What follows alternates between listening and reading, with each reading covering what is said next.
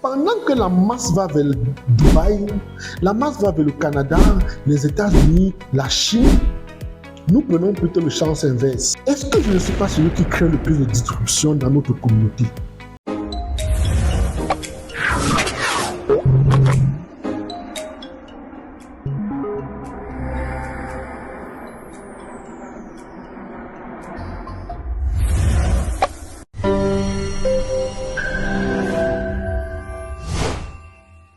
Les amis, bonjour, bienvenue dans cette vidéo. C'est un immense plaisir pour moi de vous avoir. J'espère que vous allez bien, que vous allez super bien. Tout à l'heure, j'étais dans mes réflexions et je pensais à quelque chose d'étrange qui se passe dans notre communauté et qui malheureusement enfonce notre peuple. Et je veux qu'ensemble, on puisse réfléchir et se poser des questions, chercher à comprendre pourquoi ça nous arrive exclusivement. Il fut quelque temps de cela, lorsqu'on disait aux gens, je vais à Paris, on parlait avec une certaine fierté, avec une certaine grandeur, avec une certaine assurance. Quand on disait qu'on va aux États-Unis, tout le monde était content, tout le monde était joyeux. On était fiers de dire que j'ai mon frère aux États-Unis, j'ai mon frère en France. Aujourd'hui, on a le phénomène du Canada, tout le monde dit je vais au Canada. Et par la suite, à un moment donné, on a commencé à parler de Dubaï. Chacun disait je vais à Dubaï, je vais à Dubaï, je vais à Dubaï. Et maintenant, de façon encore étrange, tout le monde se dirige vers la Chine. Ce que je cherche à vous faire comprendre, c'est posons-nous la question, depuis quand les choses ont changé? Vous allez vous rendre compte que aujourd'hui, quand les gens vont en France, ils n'en parlent même plus. C'est comme s'ils avaient même honte de dire qu'ils vont en France. C'est comme si on a même honte de dire qu'on va à Londres. C'est comme si on a même gêné de dire qu'on va en Belgique. Pourtant, avant, c'était une certaine fierté, on le disait avec une certaine grandeur, mais c'est comme si on se cachait même pour le dire aujourd'hui. De pareil avec les États-Unis, pareil, même le Canada, ce n'est plus toujours ça. Mais maintenant, vous allez vous rendre compte qu'à un moment donné, c'était Dubaï, vers les années 2000. Dubaï, tout le monde allait à Dubaï. Maintenant, la phase de la Chine est arrivée.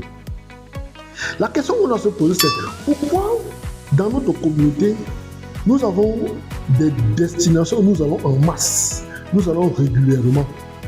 Et il faut faire le constat, lorsqu'on commence à prendre une destination ou bien aller quelque part, tout le monde y va. Nous nous dirigeons en masse et nous voulons absolument tous y aller. Mais, curieusement, vous allez vous rendre compte que lorsqu'on arrive dans ces pays, rapidement, il y a quelque chose qui se passe, un phénomène étrange qui se passe et à un moment, on ne nous veut plus dans ces différentes zones. Faites ce constat. C'est l'une des raisons pour lesquelles vous allez voir des personnes n'en parlent plus lorsqu'ils s'en vont. Maintenant, prenons un deuxième exemple. Il fut un moment, on parlait tout le temps de maintenance de l'audiovisuel, on parlait du journalisme, on parlait du job, après on a commencé à parler du dropshipping, après on a commencé à parler du digital, il y a un phénomène étrange qui est rentré encore en compte, qui est devenu la prise de parole en public.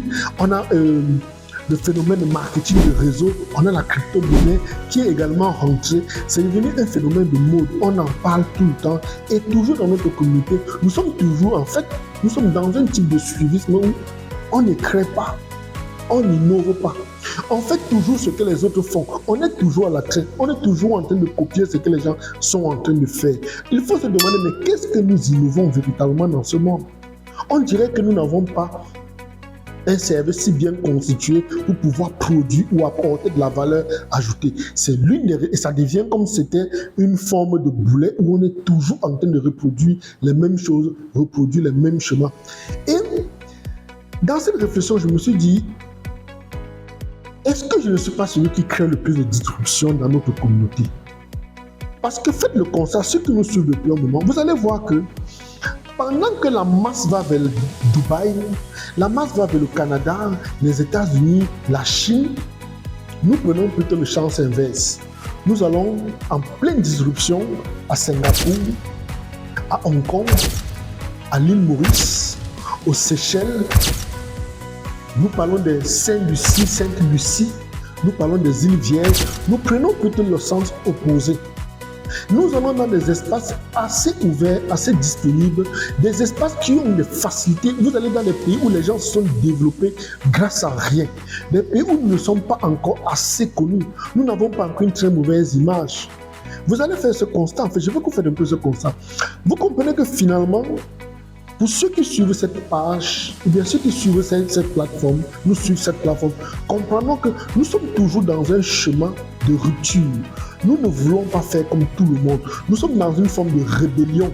Pendant que tout le monde va à gauche, nous cherchons à comprendre pourquoi ils vont à gauche, pourquoi tous ils vont là-bas. Et nous prenons le sens inverse. Et curieusement, ça marche très bien pour ceux qui nous suivent. Parce que quand j'essaie de faire le point des personnes qui nous ont suivis dans certains pays, on se rend compte que tous ceux qui ont suivi, par exemple, la formation sur le négoce des matières premières, qui est opposé au dropshipping, au digital, à la prise de parole en public, le marketing de réseau, les crypto-monnaies, les gens s'en sortent très bien. Et après, nous avons fait quoi? Nous sommes encore allés dans cette même disruption en créant l'intermédiation financière, des domaines dont les gens n'en parlent pas. Les gens savent les domaines dont les gens ne savent même pas de quoi les questions. Tout comme dans le négoce, nous avons créé ce cas. Maintenant, nous sommes en train de mettre également un cours sur l'asset management. Comment gérer les fortunes, comment gérer les biens. Des cours qu'on ne trouve pratiquement pas dans notre écosystème.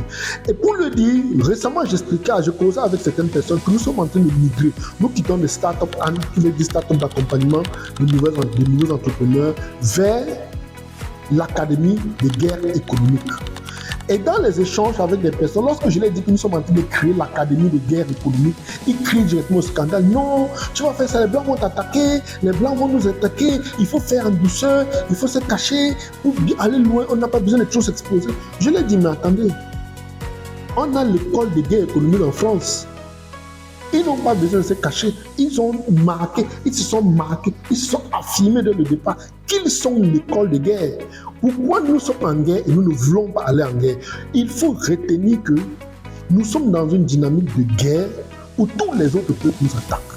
Et pour que nous puissions sortir de cette situation, il nous faut absolument nous préparer à la confrontation. Parce que fuir tout le temps ne nous aidera pas. Aller tout le temps vers ce qui se passe, ce que tout le monde fait, ne nous aide en rien. Et c'est exactement ce qui se passe dans notre communauté.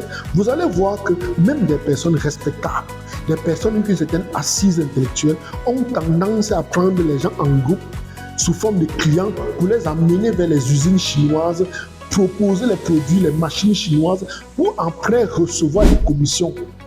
Ils vont passer ils vont essayer de saupoudrer le message, faire croire que c'est une révolution qu'ils sont en train d'apporter. Pourtant, ils sont en train d'apporter tout simplement des nouveaux clients aux usines chinoises. Et nous, à quel niveau nous en sortons? À quel moment nous allons créer notre propre révolution? À quel moment nous connaissons le poing sur la table pour prendre notre part de ce pactole?